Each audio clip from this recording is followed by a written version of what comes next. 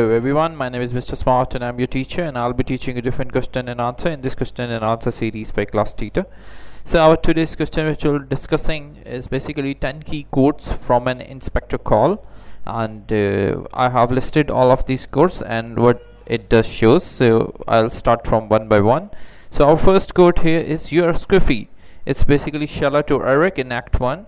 Basically, it shows the brother and sister relationship and shows that Eric drinks too much.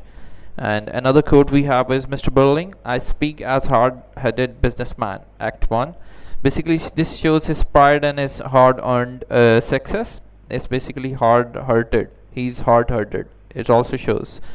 So another quote we have is Mr. Birling, "Unsinkable, completely unsinkable." So the act or the quote, it states the dramatic irony, and Titanic is a metaphor for the family.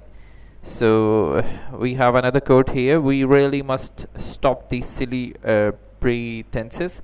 This is Sheila to Mr. Blaine. Basically, it describes that Sheila can understand the inspector's message, shows a barrier growing between mother and daughter. So another quote we have in this is "Girls of that class, Mr. Berlin to inspect Act 2. So it describes that Mrs. Birling is big-headed. She thinks her social standing is higher than others. Emphasis on that shows her strong opinion on the lower class. So our next quote we have here is Gerald. "She was very pretty, soft brown hair and big dark eyes." It's Act 2. It shows that he shows how much he noticed the positive feature of her to take the attention away from what he has done. Another quote we have is "Eric, you're not the kind of father a chap could go to when he's in trouble." So it shows the weak relationship between father and son. Eric hasn't had anyone he couldn't count on something other than money. It is very important to understand.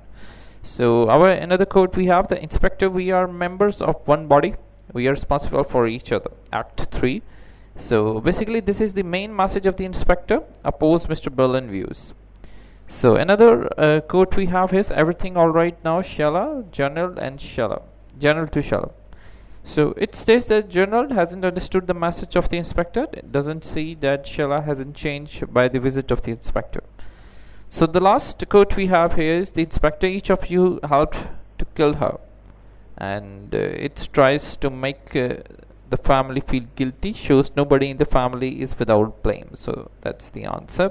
If you still have any other question, just leave a comment and I'll get back to you as soon as I can. Thank you very much.